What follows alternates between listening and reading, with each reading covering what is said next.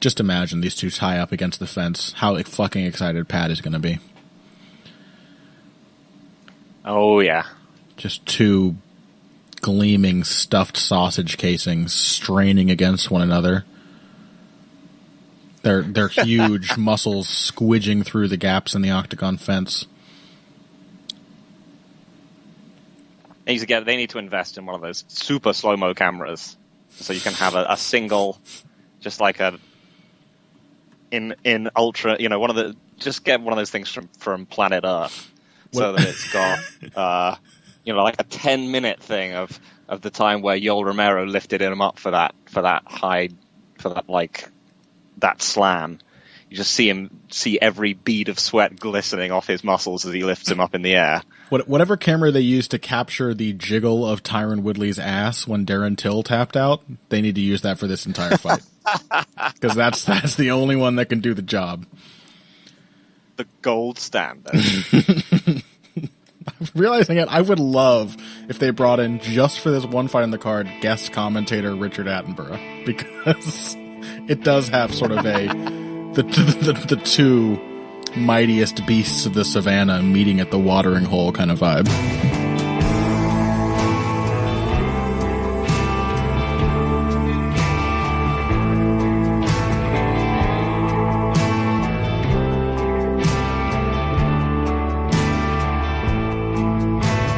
Hello, and welcome to the latest edition of Heavy Hands. I'm your host, Connor Rebush. With me, as always, Phil McKenzie. Phil, was I doing like a bit? How long ago was it that I decided I was going to do a bit where I'd give you like a different honorific for each episode? Because that didn't last more than 2 episodes, did it? You are profoundly forgetful, man. Yes. I've already done Viscount. I've already done... what's like a really funny sort of niche landed gentry kind of title? You're supposed to be a fantasy and history nerd, Connor. I know, but it's like they're all so obvious. Like, is he the Marquis? Is he the, you know what I mean? Like, is he a petty baron? Marquis McKenzie has a certain ring to it. Okay, petty baron Phil McKenzie it is. Welcome to this latest edition. We had a fight night last weekend. For those of us in the predicting that Valentina Shevchenko fights will be atrocious world, it was a boon. Everything went according to plan. It was perfect. But we're not going to have any time to talk about it. I mean, you'll hear me probably throughout the discussion just like turning my head and spitting on the ground. You'll know I'm thinking of my favorite fighter when I do that. But UFC 241 is ahead of us. Next weekend, we have Daniel Cormier versus Stipe Miocic, the rematch for the heavyweight title, one that Cormier has not seemed to want for a while, and I understand why, but certainly a fight I'm interested in seeing run back. Co-main event, Anthony Pettis versus the returning Nate Diaz. Can Anthony Pettis throw lots and lots of leg kicks without getting outboxed? We'll see. And then middleweights, Yoel Romero versus Paulo Costa Bohashinha, the Patrick Wyman Memorial Muscle Dude fight. And there are more besides. Those are the top 3 we're going to try and hit on today's episode, and they may require some in-depth discussion, but this card is absolutely stacked. And there is stuff we want to talk about from last weekend too. So I think we're going to do our best, either me and Phil, or possibly just me, possibly me and someone else, if someone else wants to join. But there will be a bonus episode this week on the Heavy Hands Patreon to talk about last week and all the stuff coming up this next weekend that we're not going to have time to cover on today's main show. And of course, there was also just a discussion with Mookie Alexander and I over the tragic passing of Maxim Dadashev and sort of mortality in combat sports and the ethics of being a fan of a sport like that, that I think was pretty good and enlightening and enjoyable to have. So check that out if you're not already on the Heavy Hands Patreon, but keep your eyes peeled for more UFC 241 and all the Shevchenko hate you could possibly want. Phil, the top 3. First of all, do we do overall thoughts on the card? I don't know. I'm scrambling for some reason. I mean, it rules. It rules. The basic thoughts. I mean, it's another one of these ones where, I mean, we can clearly see the pattern, right? Is that the UFC is now increasingly spreading its TV offerings thinner and thinner, where they are basically heavily reliant on just a relatively relevant main event. And when it comes to like their major pay-per-views, they are just throwing everything at them. And this is kind of one of those. Yeah. I mean, the strange thing about it is that it doesn't really have a like blow you away main event. And in part, I think this is because the UFC can't really make those anymore. Mm-hmm. It doesn't really have any options apart from John Jones Cormier 3. Yeah. Were this headlined, as they almost certainly wanted it to be, by Cormier Lesnar, then, you know, this would be the UFC product firing on all sales and entertainment cylinders. Mm-hmm. And they don't, and so we just have one which is firing on all entertainment cylinders, and it is very, very, very good. And honestly, like, would I have rather seen Cormier Lesnar? Like, I am interested to see that fight, but I think I prefer Cormier Miocic too, by a pretty decent margin. So I'm okay with that. Yeah, I think it's objectively a better fight, and a much more like intriguing one as well. Mm-hmm. Much as Miocic got knocked out last time, I don't think anyone has any real doubts that Cormier wouldn't have just mopped up on Lesnar. All right, well, let's go ahead and try and tackle our big three. Again, that's the priority for this week's show, but the main event, we've already spared enough words about it. Daniel Cormier versus Stipe Miocic 2. Should we start off by talking about how the first fight went? I think the sort of the takeaway for everyone was a reminder of how quick Daniel Cormier is as a heavyweight, even as he must be 40 at this point, right? I think he was 39 when they had that fight, but yup, time does not stop for any man. Even as a 40-year-old fighter, Daniel Cormier's advantage in the heavyweight division has always been agility and speed, and he still had a lot of that that made him capable of surprising Stipe Miocic. But up until the point that it ended, was an extremely competitive fight. Yeah, I mean, I think that was one of the things which I think was the most surprising in the fight, is that I think we all knew that, and we'd been talking a bit about how, you know, unsurprisingly, smaller fighters from lighter weight classes tend to be quicker. Cormier is and has been a notably fast light heavyweight and heavyweight, but it was still a bit shocking to see how quick he was in comparison to Miocic. Other than that, it's how much do you feel like the dynamics have changed in this fight? Because for my money, I still feel like Miocic is a better fighter than Cormier in that he is a more technically skilled, like functional fighter, let's say. If I would, you know, in the ways that I consider like games to fit together, Miocic is better defensively, although he's not particularly amazing defensively, and we'll get to that in a minute. Mm-hmm. He's a better boxer.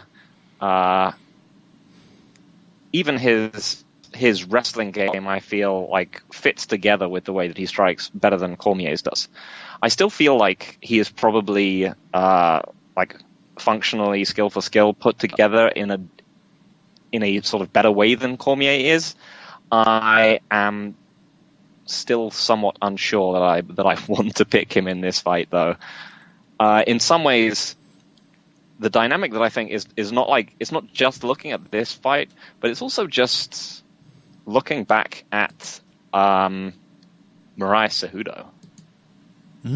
Like, it was the idea that like one of these guys had come up the division, and he was just a tougher, more relentless athlete than the other guy. That he was just able to set a pace, and that is what concerns me about Miocic's chances against Cormier in a rematch. I think that the tactical issues, which I think we picked up on last time, that Miocic might have had with Cormier, he did. But other than that, that kind of physical disparity is something that I am that I am now like increasingly becoming like wary of. Yeah, it's tough to really evaluate because, like Moraes, I think now in retrospect we can look at Marlon Moraes. I remember discussing it, and I made some comment about, well, he had that fight with Shayman Moraes that was at a pace, and you're like, you had a classic Phil retort, which was it? and it wasn't really. Like, it was a very manageable pace for Marlon Moraes. It was nothing like the pace that he had to fight with Cejudo, and then that was like, oh, he'd actually never done that before. So it's difficult for me to evaluate beforehand, like, how effective he would be at doing that. Miocic, it's not like people are out there, like, outlasting and breaking Miocic down, but who is he fighting that does that? Like, the closest it's come was the first fight with Junior Dos Santos. Just Junior Dos Santos, like, breaking you down aggressively is not really his thing. And it was just a back and forth fight where Miocic just started to fade, but against most heavyweights, he has a tremendous cardio advantage. Against most heavyweights, he's more than tough enough, and he is the far more dangerous striker. So, is it just that, like, Daniel Cormier is maybe the only guy who could push that kind of pace? But is there enough evidence to suggest that that is a way to beat Stipe Miocic? I think there is, to an extent, because the dynamic of the fight, it depends on whether you want to look at it as being as what you consider to be your turning points. Because one of the obvious turning points was, when Cormier raked Miocic in the eye. But I felt like the pace, like the direction of the match had been changing before then anyway. Because, I mean, it was really fought at quite a blistering pace for heavyweight. And much of it was just, like, especially in the early going, it was just Miocic fucking Cormier up. Because Cormier tried to do his kind of mummy thing where he would catch strikes and parry and then come over the top. And Miocic was just like hand fighting and then just being a more accurate puncher. And Cormier was leaning out of the way and just getting clocked. And it really was mostly just called Miocic's fight. But like the longer that went on, and again, like, I don't want to necessarily downplay Daniel Cormier too much, but it did kind of seem to be just that he could stay in those exchanges for longer than Miocic could. And this goes back to the technical thing we mentioned, Miocic has always been, and I think Cormier might have said this himself, like in even a pre-fight analysis, Miocic has always been susceptible off clinch breaks. Like, even against like really empty clinch fighters like JDS, he's always done the thing where he's left his hands down and just sort of sidled away. Yeah, and very much like Cejudo, like Cormier is in the rare position of being the smaller, quicker guy who's also just probably the better wrestler. Is just going to have more success in tie-ups, especially over time as the fight goes on. I just think he has a more nuanced, slippery, unpredictable wrestling game in those clinches. So it's kind of an unusual situation, right? To be like the small, quick fighter, but also have the advantage of being able to win in tie-ups. Yeah. It's. I mean, I don't expect the actual wrestling to be much of a factor in this fight. Miocic has proven to be pretty like good at getting up and out if he's taken down, and Cormier's top control is good, but not. Like, it's not his strong skill set. He's tended to sort of have one or two, like, really picturesque takedowns around, but unless he's up against someone who just detonates, like someone from Team Evil, then he's not really a tremendous top control guy. No, but those transitional skills out of the wrestling exchanges were obviously critical in the first fight. You know, that's that kind of veteran shit. It's like that shot was just like the one that like Hendo used to finish Shogun in their rematch. That kind of crafty stuff that I think also stems from Cormier's wrestling game. I mean, Cormier's wrestling game is really, really well attuned. Like you said Miocic is maybe the better put together fighter, and I get why you say that because everything Cormier does is a lot of it is just so much less systematic, and like it looks less reliable. the weird flailing defense and all of that. But genuinely, like as a wrestler, as a clinch fighter, Cormier's game is really well suited to MMA. He does all kinds of moves that you do not see other wrestlers doing. Like Cormier is frequently reaching over his opponent's head in like a head and arm kind of position or grabbing their lat over their shoulder and then just sort of shimmying out when the position starts to turn against him. He has a knack. I think he did it here he did it to Miocic. He had him in that sort of lat grip, that collar tie grip. And then he just shucks his shoulder and slides his arm out back into the underhook position. And it works really well with setting up his strikes, with tying up hands. But also, like, it's a tough fight to call. Okay, here's something I'll say. As weird and unsafe as Cormier's defense is, I do think one advantage he has here over a guy like John Jones, who we saw, catastrophically take advantage of his defense, even over a guy like Volkan Oezdemir, who last week, and we saw against Ilir Latifi, like, really stood out to me. That dude has a knack for selecting his shots, very offensively keyed in. Miocic, I think, is a much more predictable boxer. It's a lot of 1-2s. It's almost entirely headshots. I think that's maybe a good sign for Cormier of being able to get into those clinch exchanges, being able to use his admittedly very ugly defense. It's still defense that works for him when he's able to time the shots coming at him. And if somebody doesn't have like a left high kick or a big knee or something in their arsenal, which, Miocic may have, but he's not as unpredictable when you're playing to his tempo as someone like John Jones. So maybe that's an advantage for Cormier. Yeah, I mean, defense does what you need it to. He uses his defense. That's the big thing. If Miocic is just, if he's just throwing the same shots at him, then it doesn't really matter if Cormier's sort of failing and wiggling from side to side whenever punches come at him if they're not connecting. He's like the wacky waving inflatable tube man, but for like short fat people acceptance. He's like he's just a much stockier version of that classic style. Yeah, like a wacky waving inflatable balloon man. Wacky waving inflatable Goodyear blimp. I love you, DC. Please still be my dad.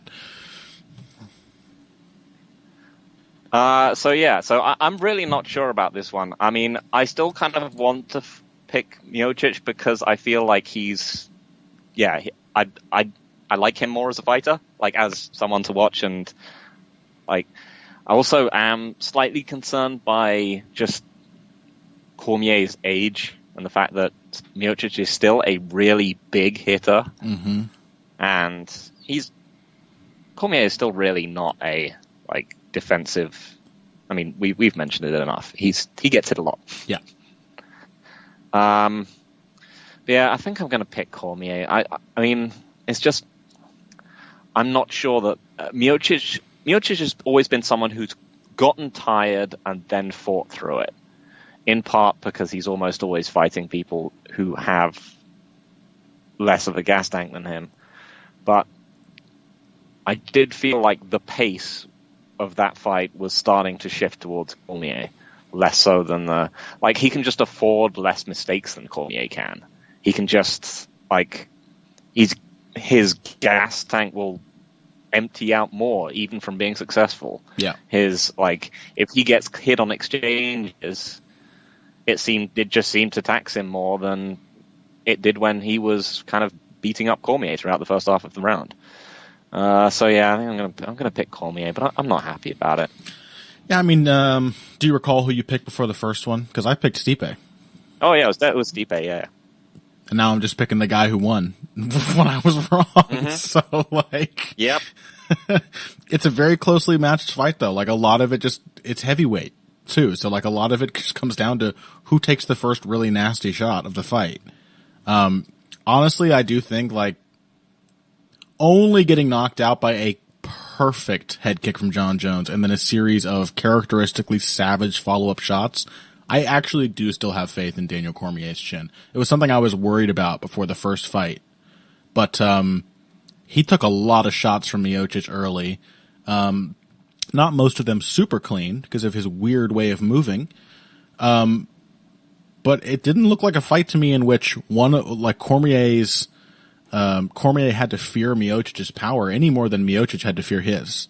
And speed, even if he maybe is less powerful than Miocic, the speed at heavyweight augments that power undeniably.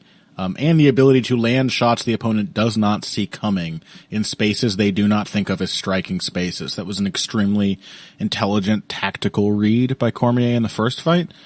But it still doesn't feel like a lot of oxygen between their two styles to clearly decide this and make a strong pick. So, I mean, I'm going to take Cormier too. I like the speed. I like the durability. I'm not sure that Miocic is quite creative enough a striker to really make Cormier pay. Because even though Cormier does get hit, unless he's fighting a John Jones, he tends to get hit less as the fight goes on. He is paying attention. His defense is entirely improvisational, but he does adjust it to what's happening in front of him and try to time things.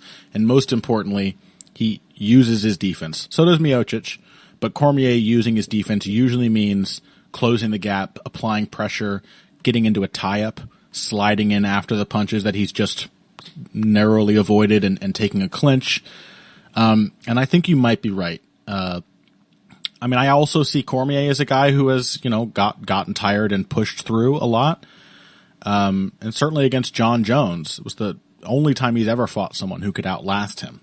So again, it's hard to say if that's like a much stronger resume than Miocic's, where he's only ever been outlasted by JDS, who is similarly has incredible stamina. But I will say that Cormier outlasting Gus was very impressive. Yes, that's true. That's true. I mean, he's always been someone with incredible cardio. Gus like Miocic, although I that think. fight was extreme. Yeah. It was extreme. It was very close, but like the fifth round was not. No. And Gus like Miocic, I think, is actually a fighter who does so much and does not manage his energy, but is spent his entire career being just a tough motherfucker and fighting through exhaustion. So maybe that's a parallel. Maybe that's a good sign for Cormier. At the very least, I know that Cormier can put a hellish pace on someone, and I doubt that that's going to be any more difficult. In fact, I think it might be a little easier back at heavyweight. So. Mm-hmm. Oh yeah, definitely. I will also say that, like, although the wacky wobbling blimp head movement isn't the best, it is at least some head movement, and Miocic does tend to rely on his positioning and his range a lot more than like his head movement. He does tend to leave his head stock upright far too often for my liking. Mm-hmm. Yeah, you have to really sell out. Contributed to that a little bit. You have to really sell out on like an obvious shot, like Ngannou, to get much head movement out of Miocic. And even in that fight, I think he very specifically worked on those things for that opponent. Those skills might still be around, but Cormier's I think, and it's generally he has defense in a vacuum rather than when he's in exchanges. Yes, very much so. Very much so. Cormier's weird improvisational style, much more adaptable on the fly. I think I agree.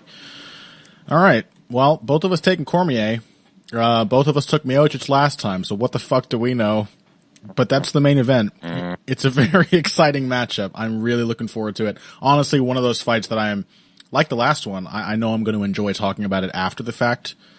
Not that I'm not excited to talk about it now, but it's heavyweight MMA. I want to see how it plays out and then break down what happened, because I'm sure it will be interesting. Love Daniel Cormier, so excited for that. Let's take a break. When we come back, co-main event, people, Anthony Pettis versus Nate Diaz, and then Yoel Romero versus Bohashinya, Paulo Costa, after this.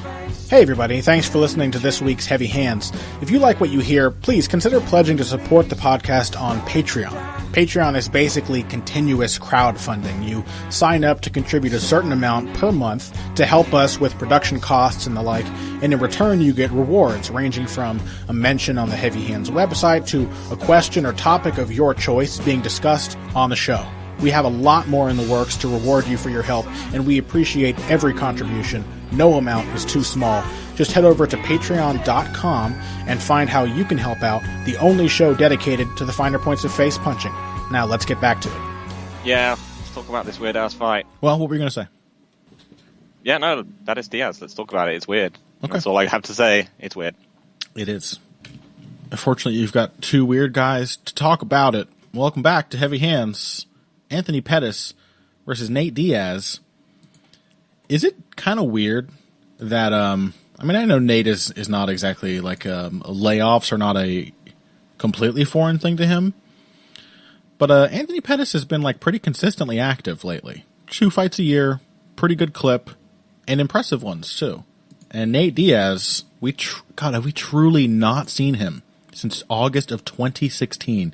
It will be just shy of 3 full years since his last fight. And that is not something, by the way, I mentioned in the last segment, but these days it really does seem that activity and consistency are important. And that is something that also weighs in my mind when judging Cormier Miocic. The fact that Miocic has spent all of this time just thinking about how Cormier beat him and not actually putting any of the changes he might have liked to make into effect in the cage. That's bound to be a factor here for Nate Diaz, right? His last time he took a major layoff, he came back and he looked very good because that was his fight against RDA. But yeah, Michael Johnson, with both of the Diaz brothers, yeah. So with both the Diaz brothers, I do kind of wonder where their heads are at, and in necessarily in the way that I used to. I feel like both of them got very hung up on extremely high-profile losses, and Nate, I feel, is probably still has the competitive fire that his brother really doesn't anymore. Yeah, but is also someone who kind of trapped himself in that Conor McGregor fight. I generally have felt like in that Conor McGregor fight, with all the 3 times the size memes notwithstanding, I was like, holy shit, Nate is really big now. Nate is never going to make 155 again. And so I feel like his time since then has been him thinking that he could only really go back. He could only really try and go back if it was against Conor McGregor or someone that he would get absolutely shitloads of money against, or if it was against a welterweight that he felt like he could actually match up well with, in that they wouldn't just Hulk him.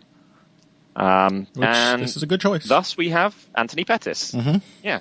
So, a winnable style matchup, if not like an easy one, but certainly winnable. Mm-hmm.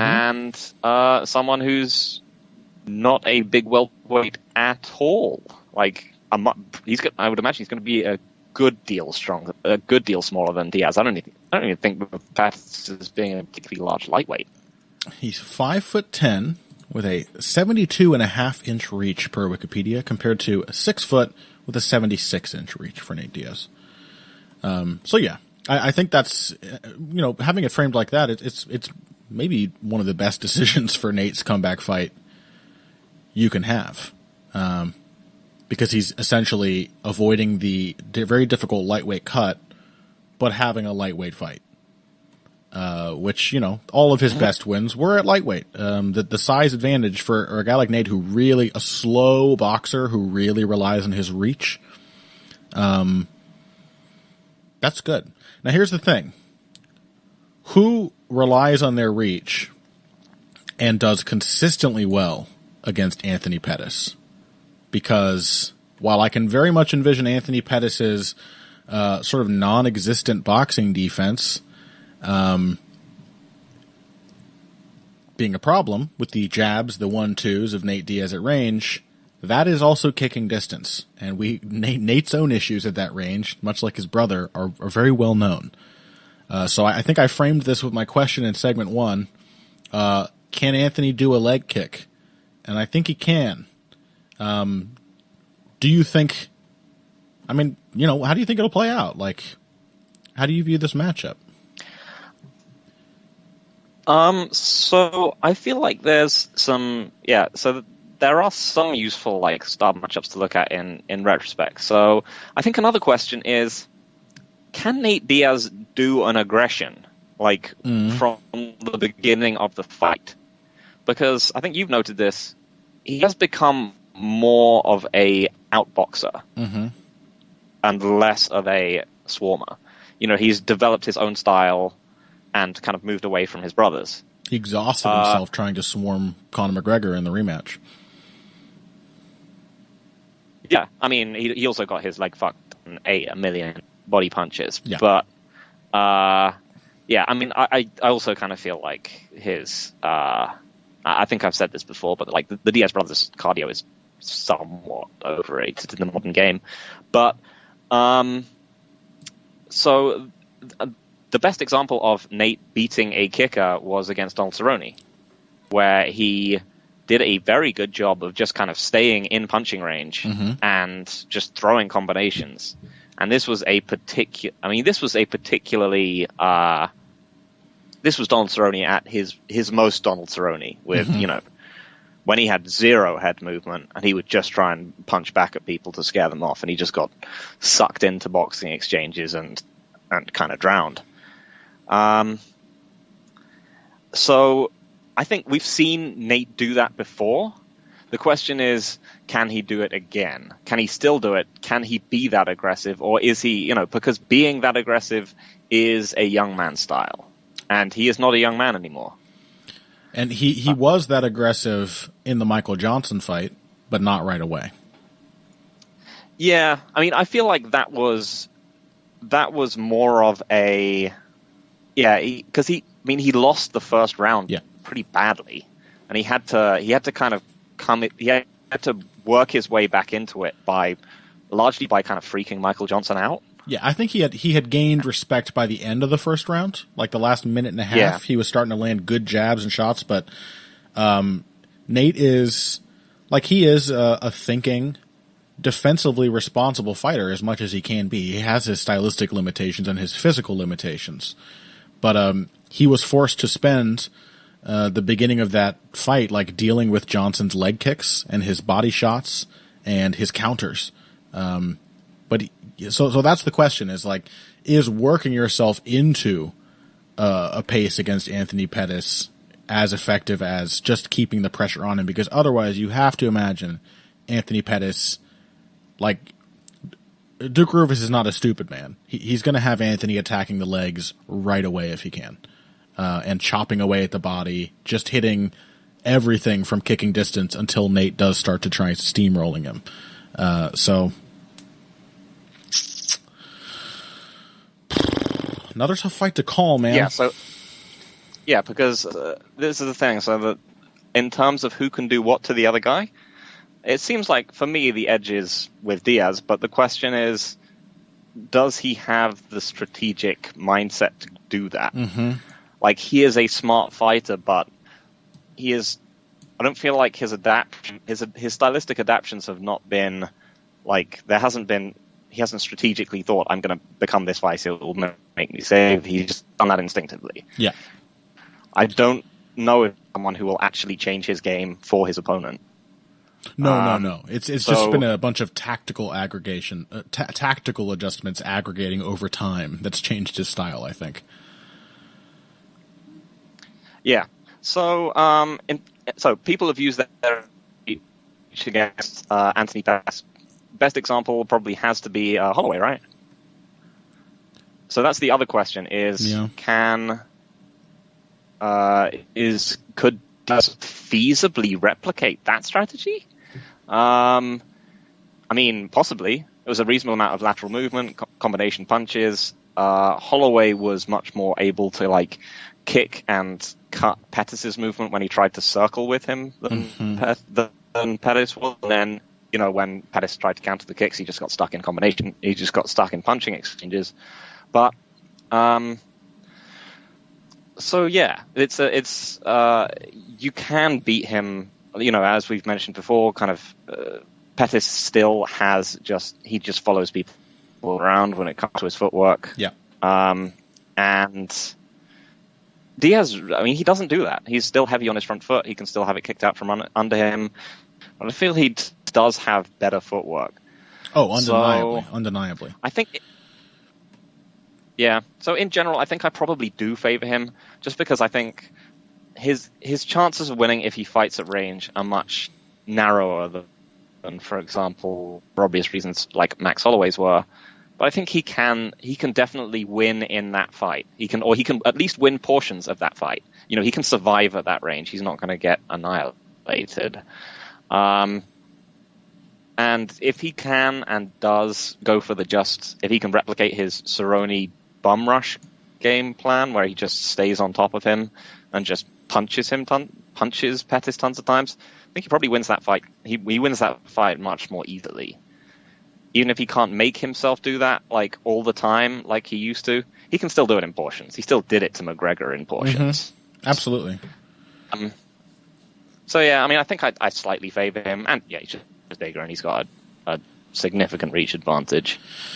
Yeah, I think I'm with you. I also like Nate's footwork. I think that should be an option. I do want to point out the ways in which he has adapted to the everyone tries to kick his front leg out from under him thing.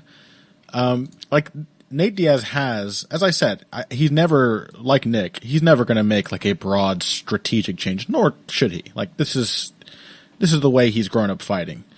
This particular amalgamation of different skill sets. But we've certainly seen, basically since the RDA fight against Michael Johnson, against Conor McGregor, we have seen him using a variety of tactics to try to get around those attacks. Oftentimes he will pick up the front leg and try to counter with a side kick, or one of those just characteristically Diaz extremely slow lead leg high kicks or body kicks, where he just sort of awkwardly leans, just tilts back out of range, and it looks ridiculous, but there's nothing you can do about it because he's so long. He actually also used that for a ton of body jabs against McGregor, and that he would lift up his lead leg to check, and then, or to maybe check preemptively, at least to disguise what he was doing, and then he would just kind of stomp down on it and just come forward with a real long body jab, and he just started to kind of chase McGregor down with it over time. Yeah, and that was big. Again, Pettis also likes those oblique kicks and side kicks to the leg. And Nate has definitely dealt with more of that in his last 3 or 4 fights than he ever did earlier in his career. And as I've said, which is apparently my newest, how your brain just gets stuck on ideas for a couple weeks at a time. Obviously, my latest thing is using defense, a topic I've gotten hung up on before, but Nate is aggressive enough with his defense. It tends to take a bit of a build these days, but as you said, he used those anticipatory leg kick defenses to close the gap and score strikes in McGregor, which does at least show me Nate recognizes, which so many fighters still don't, that if somebody's chewing you up with kicks, you have to push them backwards. You have to go into the kicks. You have to answer the kicks by pressing forward every time you can.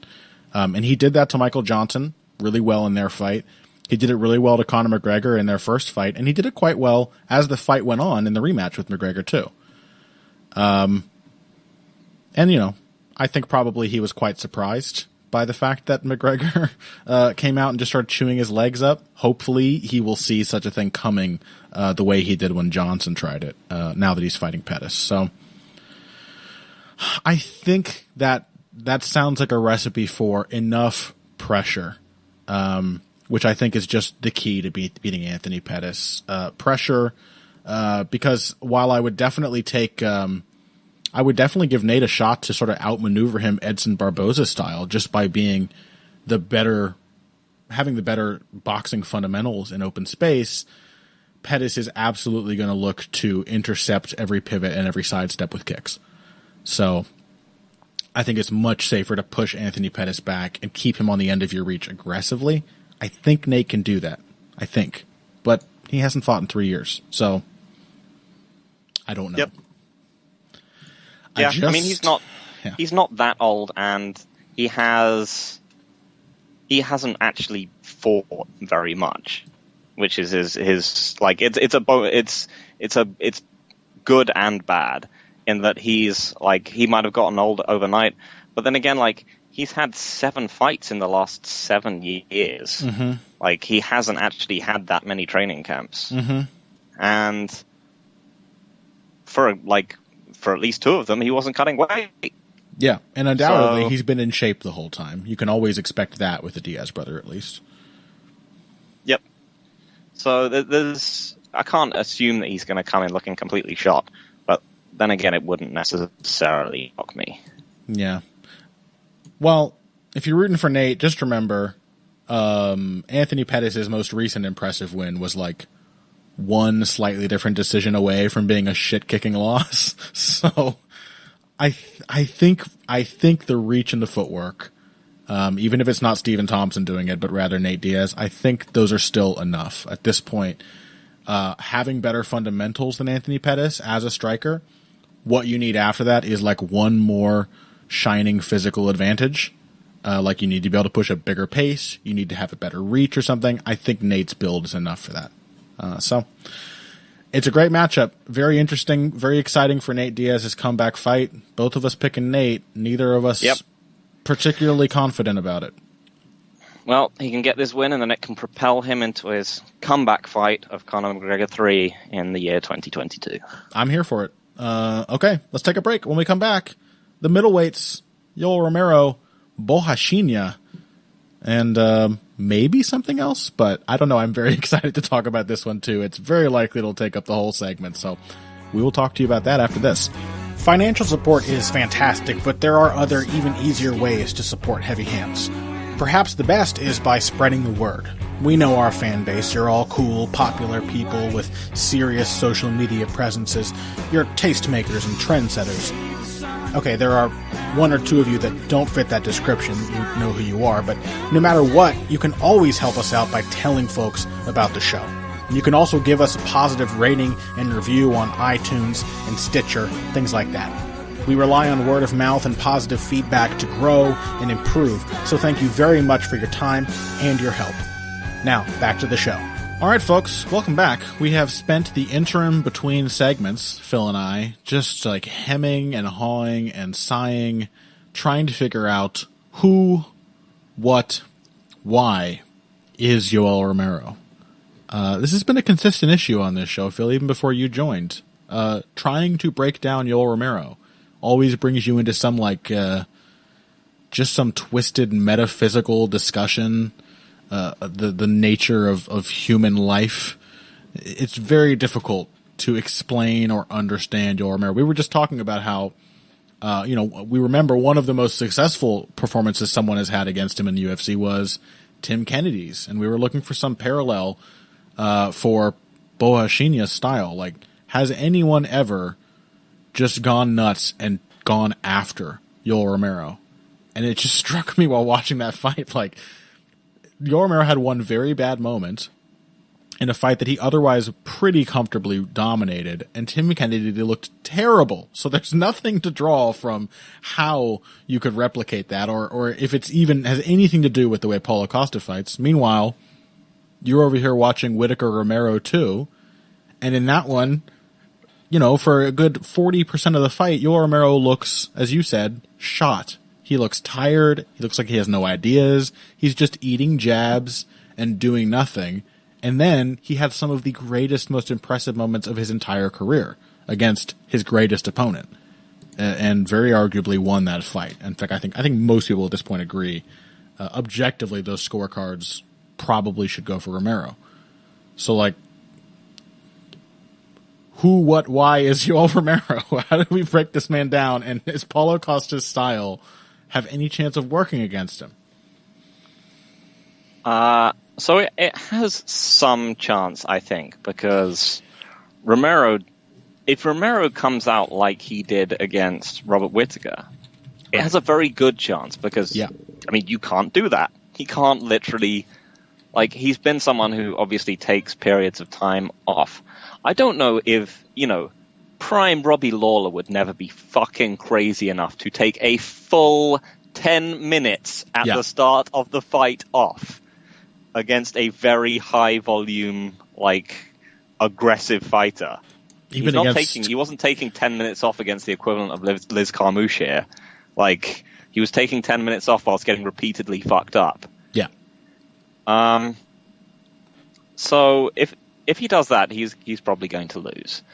Other than that, like, it does seem like an inherently tough matchup for Borrachinha. Like, I can see Romero losing a match after fucking Borrachinha up. I can see him winning by fucking Borrachinha up. I'll be surprised if Borrachinha gets out of this fight without taking a lot of damage. Who does? Fighting Romero. Who doesn't have a life-changing experience when they fight him? Very true. Yeah. Okay. So one of your big questions, you just brought up Romero's extremely slow start against Whittaker.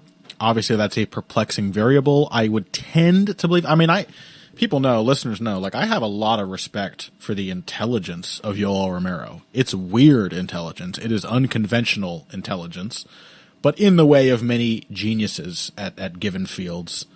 Romero has a weird way of just knowing how the fight's going to play out, choosing the perfect strike at the perfect moment, giving away the first 10 minutes of the fight, and then having some of the greatest moments of his career. Like, he's so bizarre and unpredictable.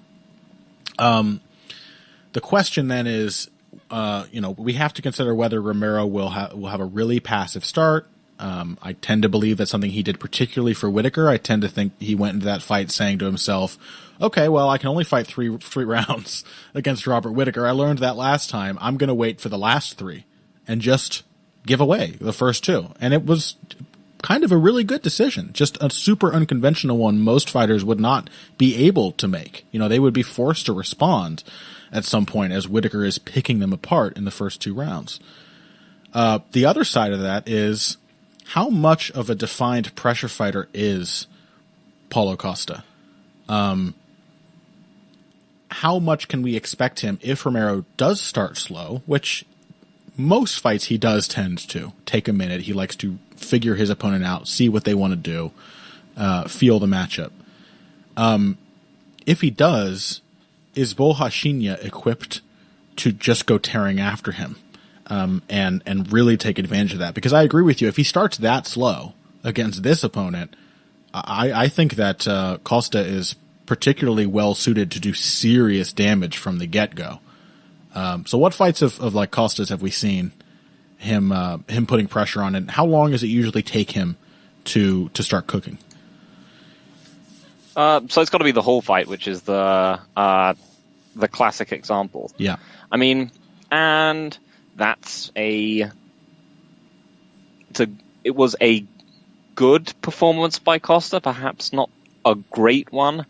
Pressuring Hall and finishing him against the fence is not really something that, like, he wasn't the first guy to do it, let's say. Kelvin Gastelum hasn't done it since he did it to Uriah Hall, so.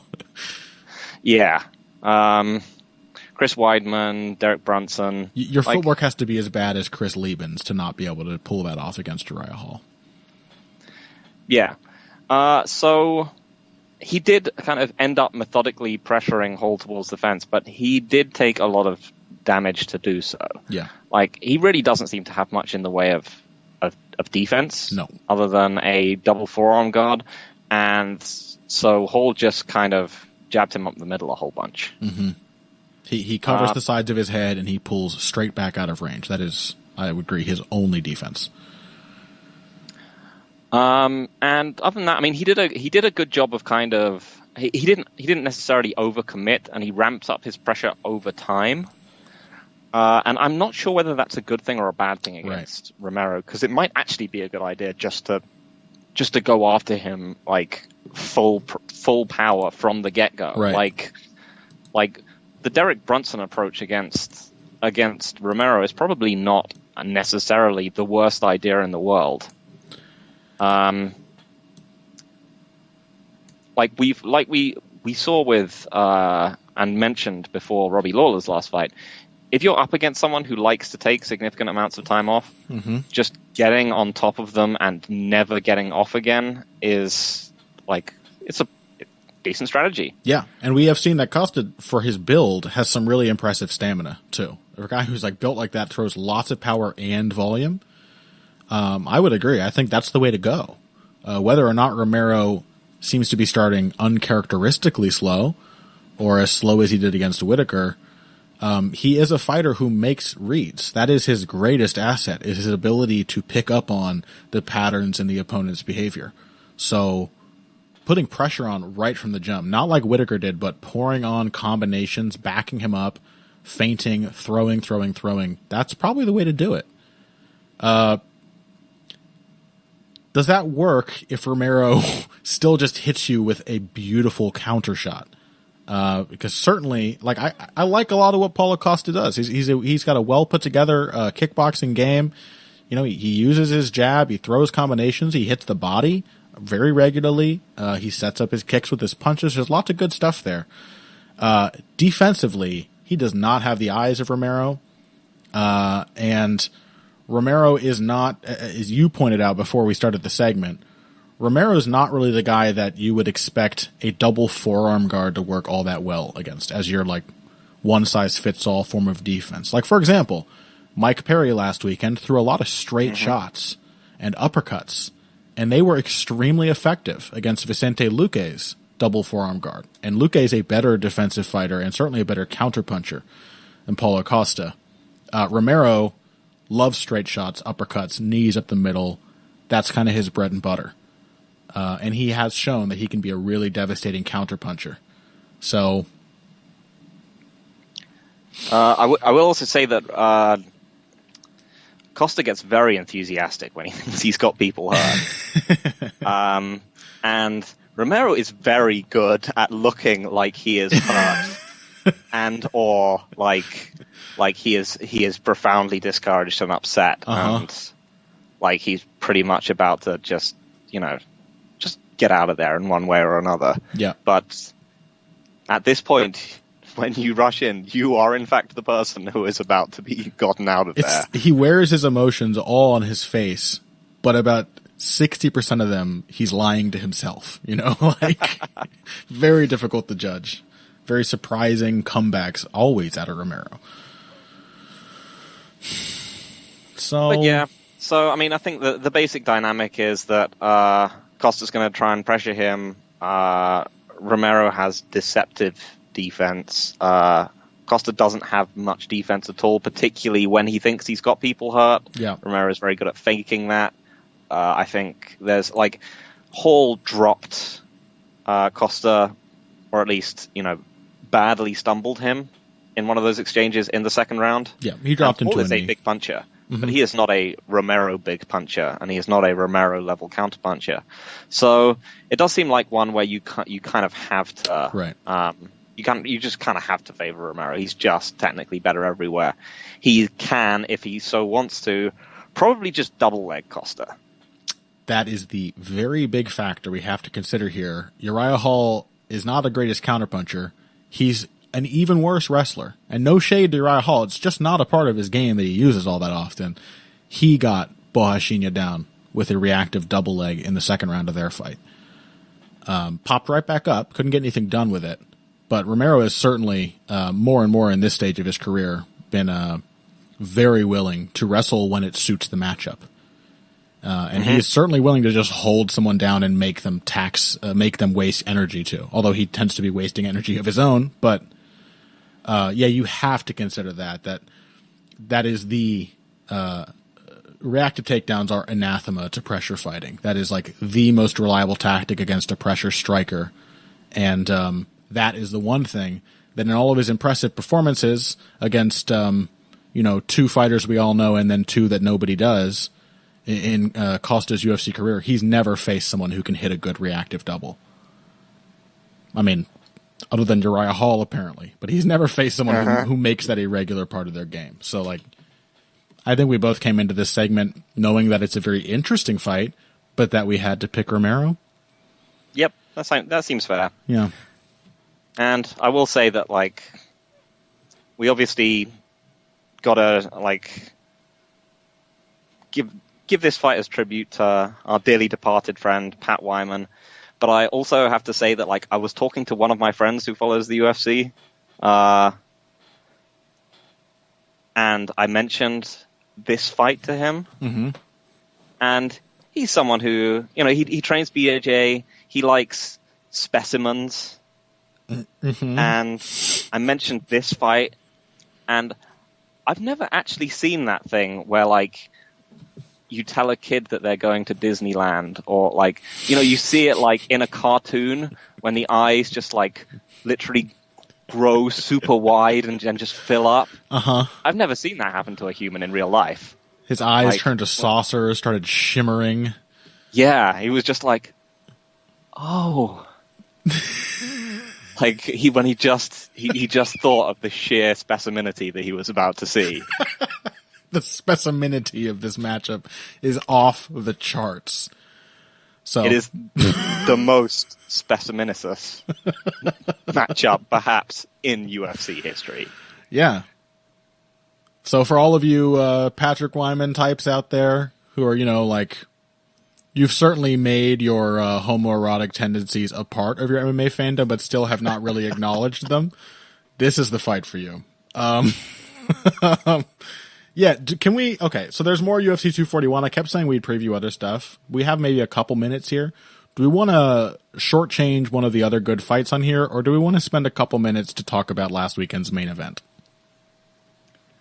I feel like those are both, like, worth, like, bonus episode discussion. More time? Yeah. I don't know. You've got any ones that you like? Maybe some of the ones from this card you want to hit real quick? Yeah, well, let's see. The other good fights here, we've got Benitez Yusuf, Asuncao Sandhagen. I actually really like Close Giagos. I think that's interesting as well. And Kong Davis. I love Kyung Ho Kong. He's, like, always super fun to watch. But why don't we go ahead with... Why don't we do Asuncao Sandhagen? I think that's actually kind of a simpler dynamic in my head than Benitez Yusuf. Yeah. Benitez Yusuf is actually maybe a sneakily very difficult fight for both guys and a really good matchup. Benitez is one of those great fighters who's kind of just flies under the radar consistently. But Rafael Asuncao isn't like that at all. So, Asuncao Sandhagen. Sandhagen has looked remarkably good lately. I know people were upset that he took the split over John Lineker. It was a very closely contested fight. A lot of that does come down to just kind of what you prefer, what you knowingly or unknowingly weight in your scoring. But it was definitely one of, like, other than TJ Dillashaw's, who has had a more impressive performance against John Lineker. It's like Dillashaw Lineker, and then Chito Vera Lineker, which the last great fight of probably the last great fight of John Dodson's career, I think, was his one against Lineker. But yeah, very good shout. So Sandhagen, like, he looked like a much more experienced and aged fighter than he actually is in that fight. He dealt with, like, the pressure and the ferocity of an opponent who just wants to take people's heads off, who hits the body, a wild brawler. And he went in there and he was aggressive and controlled basically throughout the entire fight. He kept his output up, but he used his reach, he used his footwork. He did not give Lineker the fight that he needed. Lineker had to force it out of him. And it was still not easy for either guy. So now Sandhagen is facing the other bantamweight test. He's fought the guy who makes everyone shit themselves. Now he's going to fight the guy who makes his opponents fall asleep before hurting them exactly once per round, and wins. So, your thoughts? So yeah, this is really difficult to call. So Sandhagen had it was such a weird like physical disparity between him and Lineker. He was so much taller that whilst this like led itself well to like Lineker's body punching, it did also mean that like Sandhagen was just able to throw everything at Lineker from a long way away. So the question is obviously like basically between the idea of Sandhagen's diversity, can he throw enough at Assunção, versus Assunção's just like superior technical ability. Yeah. Can he defuse or simply out volume Assunção's counters? Like, can he eat those moments in which he gets hurt by Assunção and then just walk through them and carry on, just burying Assunção under punches and kicks? Or does he get discouraged, or does he get like hurt and dropped? I mean, because Assunção can keep, I think, oddly enough, his pace has actually increased in recent years. I think in fights like the Font, like his match against Font, his admittedly fairly like forgiving matchup against poor Matthew Lopez, like he did put much more of a pace on them than he has in the past. I think he's very much capable of fighting at pace. His Dillashaw fights were both pretty damn fast-paced fights. He's just, and please don't tell anyone I said this, and that goes for all of you listening as well. Zip it.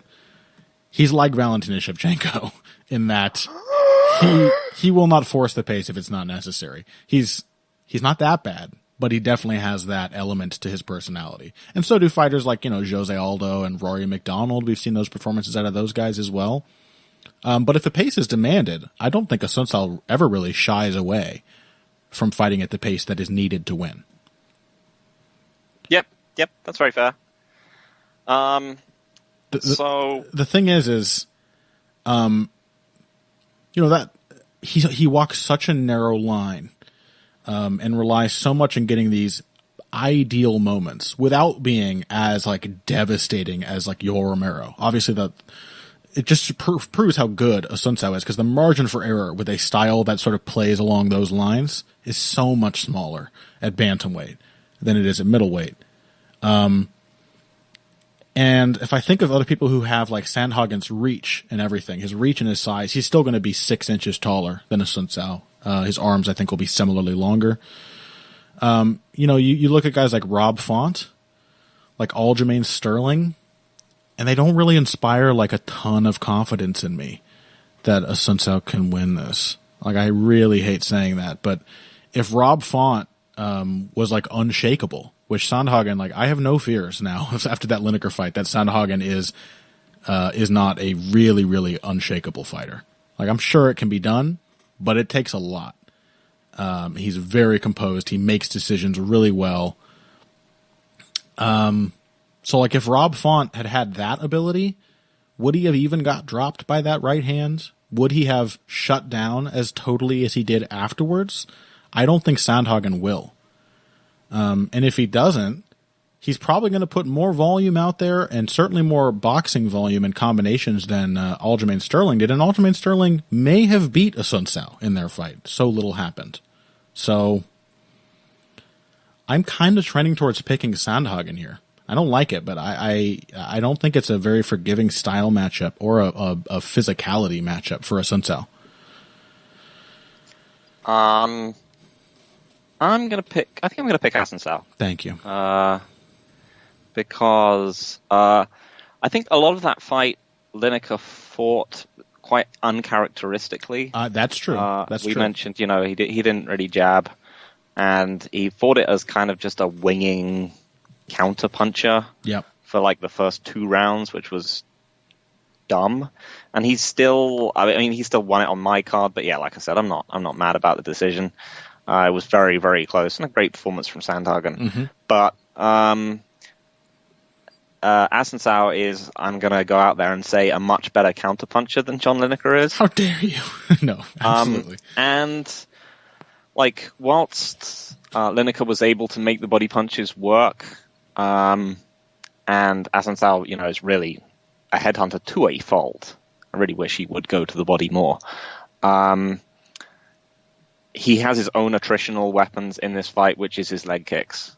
And he's also a better wrestler than Lineker is. And whilst Lineker went for takedowns, he pretty much got the one that he went for, I think, but that it was by the fence and Sandhagen was able to get up. I think, Sandhagen isn't that far away from having serious grappling issues against Yuri, right? Alcantara. Mm-hmm. Yeah, I mean, I think that I kind of feel like it might be a bit of a, you mentioned Aldo. I feel like it might be a bit of an Aldo versus what's his face? Tall Brazilian guy. I've forgotten him for 2 weeks in a row, and he's really cool. Are we talking about Moicano? Moicano, yeah. I feel like it might be a little bit like that. Even if Sandhagen is obviously, tougher pound for pound than Moicano is, I feel like he's also just much less skilled. He's much higher output, though. And so it could also very much be Aldo versus Holloway. Uh-huh. Yeah, I like the way you're thinking, and I remember, for a guy who relies on those key moments, man, Asuncao just knows how they play off each other so well. His fight with Rob Font, he dropped him with the counter right hand at the end of round 1. Round 2, in less than 10 seconds, he had him down on the ground and was hitting him with one of the most underrated parts of Asuncao's game, his ground and pound. To his top control and his really nice ground striking. So, yeah, he's an intelligent fighter. The grappling is a genuine concern. And Asuncao is a super underrated wrestler and a submission grappler. So, I like that. But I'm kind of feeling the Aldo Holloway angle on this one. The volume of Sandhagen is what really... The volume plus the reach is what really has me concerned. So... Yeah, I mean, it's just a great way of diffusing counter-strikers. It's just diversity. Yep. And he's got that and then some. Yep. Yeah. So another great matchup. This card is chock full of them. But that's it for this week's Heavy Hands. Again, make sure you head over to the Heavy Hands Patreon. That episode with Mookie is on there. It was a good discussion. There's a recent commentary video of Pernell Whitaker versus Julio Cesar Chavez to commemorate the great man's passing. And I'm looking to get his fight, one that I actually haven't seen, with one of my other faves.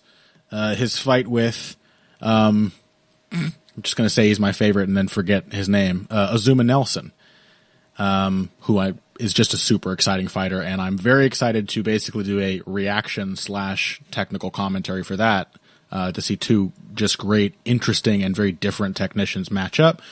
But definitely make sure you check out the Patreon this week for more UFC 241 and basically all of our thoughts on last week's card. We've got shit to say about Shevchenko Carmouche. We've got stuff to say about Perry Luque. Certainly about Volkan Uzdemir's very impressive performance. I have to eat some crow for picking Ilir Latifi there. But also, Gabriel Benitez, Sadiq Youssef, Derek Brunson, Ian Heinisch. That's a middleweight fight custom made for the two of us and this show. So there's lots more from both of these cards to talk about, and we will make sure to get a bonus episode to you this week on the Patreon. Before we go, though, Phil, anything coming out this week? Pretty much just the previews. So it will be Cormier, Miocic 2, and Pettis Diaz. And then for me, I'm going to try an article. No promises, because you folks know how I am with that. But I will be writing a script for a video if you want to see something that's not my usual angle on the MMANation.com YouTube channel. So check that out. It's going to be about basically Cormier versus Miocic, the history of the matchup, how they play off against each other, that kind of stuff. So thanks again for listening.